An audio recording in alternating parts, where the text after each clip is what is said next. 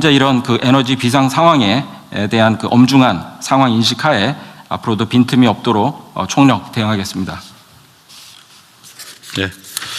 지금 우리나라는 원유 석유 비축 물량이 208일분이 있다 그 말이죠. 이거는 논리적으로 말하면 208일간은 수입이 전면 지금 제한돼도 일상적으로 사용하는 데 문제가 없다 그 말이죠. 그렇습니다. 네. 예.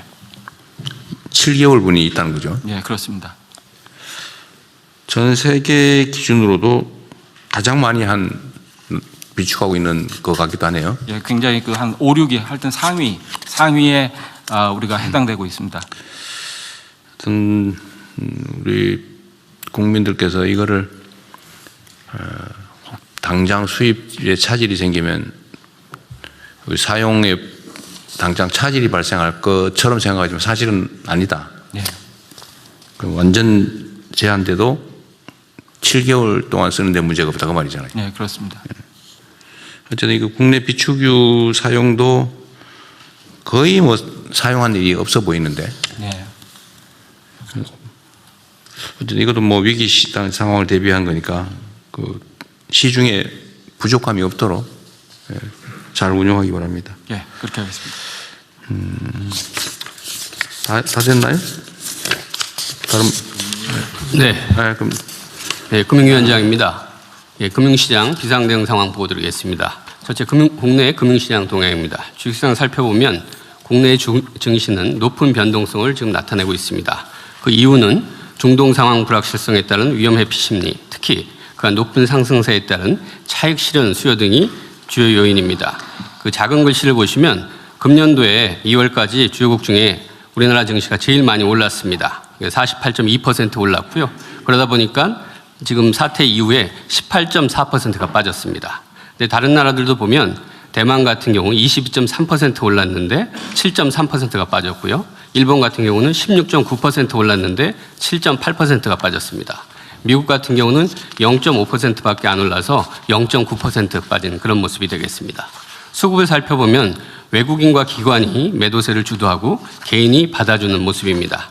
외국인은 3월 3일 큰 폭의 순 매도세를 보였지만 어제 3월 4일은 장 막판 저가 매수하면서 순 매수로 전환했고요. 아침에도 보니까 9시 45분 정도 보면 계속 외국인도 다시 계속해서 순 매수로 전환된 상황입니다. 시장 전문가들 의견을 들어보면 단기적인 변동성도 있고 그다음에 앞으로 이 상황 전개가 좀 불확실한 측면은 있지만 기업 실적, 정부 정책, 증시로의 자금 유입 등 기본 요건을 감안하면 증시의 추세적 하락 가능성은 낮다고 평가하고 있습니다. 밑에 박스를 보시면 어제 제가 증권사 리서치 센터장들이랑 의견 수렴을 했는데 결국 중동발 이 대외 충격 요인, 외부 요인에도 불구하고 그간 우리 증시 상승을 견인했던 밸류에이션, 기업 실적은 바뀐 게 하나도 없다. 밑에 구체적인 숫자를 보시면 영업이익 전망한 걸 보면 작년에 코스피 상장사가 우리나라 같은 경우 274조 원의 영업이익을 냈는데 금년의 예상이 550조 원입니다.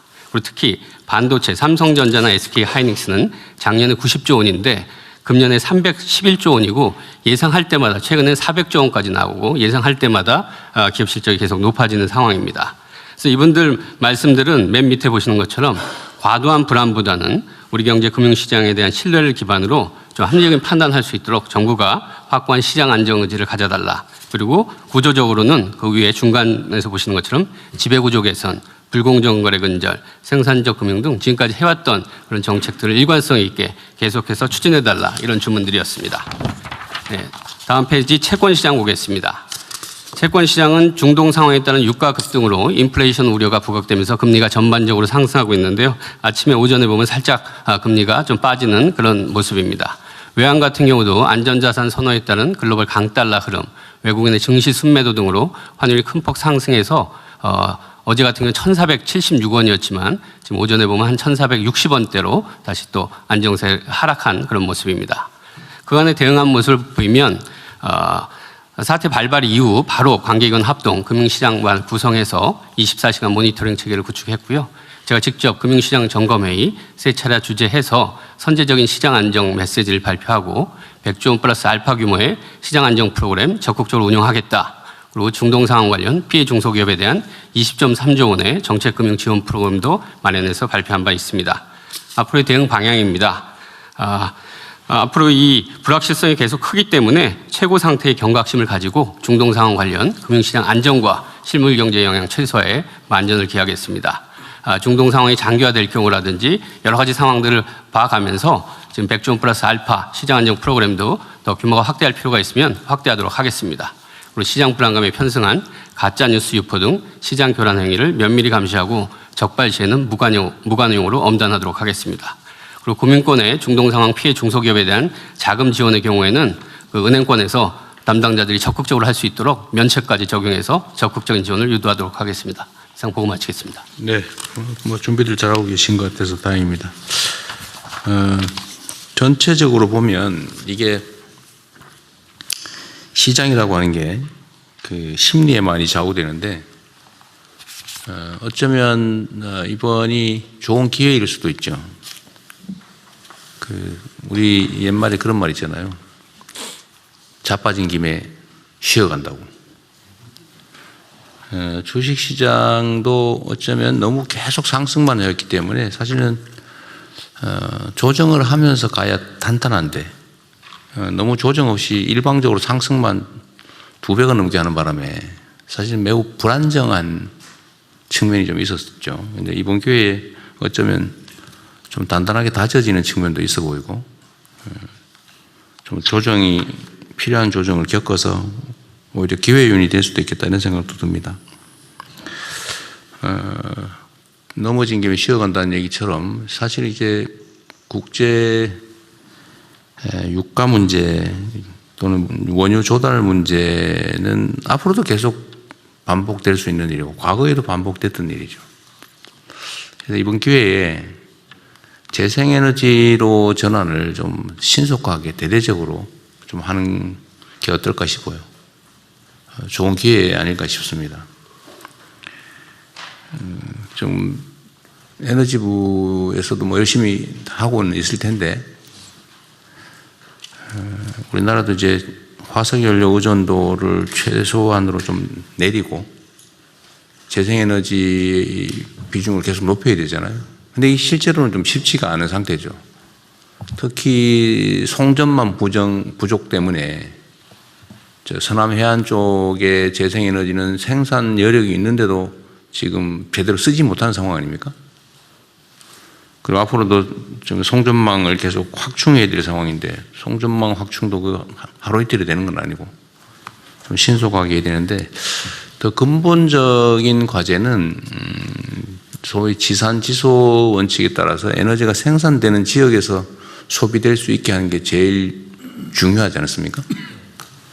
그리고 우리 대한민국의 가장 구조적인 문제, 근본적인 문제는 수도권 집중인데 어쨌든 산업 배치도 에너지가 많은 지역으로 좀 대대적으로 신속하게 옮겨갈 필요가 있어요. 그죠? 네, 그렇습니다. 그 산업부도 계속 애를 쓰고는 있는데 뭐 재경구도 마찬가지고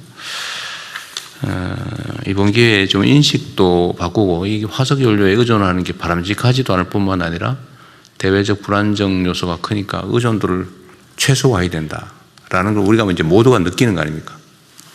그럼 이럴 때 정부도 그렇고 민간도 그렇고 산업계, 경제계도 좀 근본적인 사고의 전환을 해야 될 것 같아요.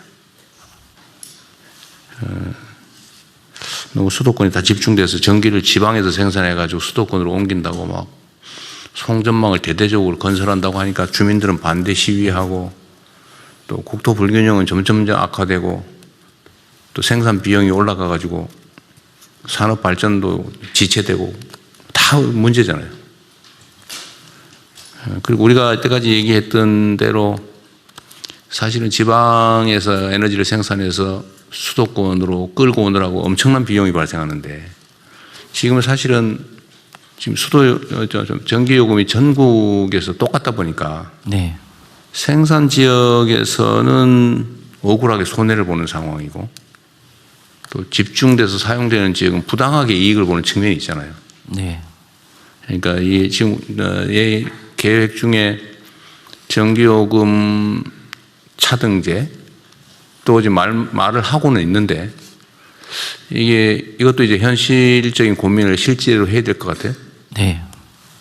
그리고 기업들도 이제 수도권에서 저 멀리서 전기 끌어오는 비용을 사실은 국민 세금으로 부담하면서 거기서 혜택을 보는데 이제는 계속 이렇게 갈 수는 없다는 거 아닙니까? 네.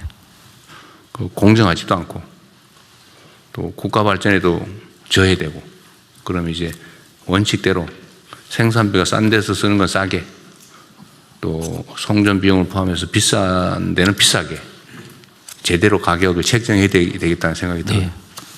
그래서 전 부처들이 산업경제 관련 부처들은 이번 기회에 사실은 위기를 기회로 활용하는 게 언제나 중요한데 위기를 위기로 방치하고 끌려다니면은 그야말로 우리도 낙후할 수밖에 없고 오히려 이 위기는 모든 사람이 겪는 모든 나라가 겪는 상황이기 때문에 이 위기를 이제 기회로 누가 더 빨리 전환하느냐에 따라서 경쟁의 판도가 바뀌잖아요. 오히려 이번 기회에 우리의 의식도 바꾸고 좀 더 신속하게 과감하게 전환을 해 나가야 되겠습니다. 네. 산업부도 마찬가지죠. 산업부도 지금 장관이 지금 캐나다 가셨죠?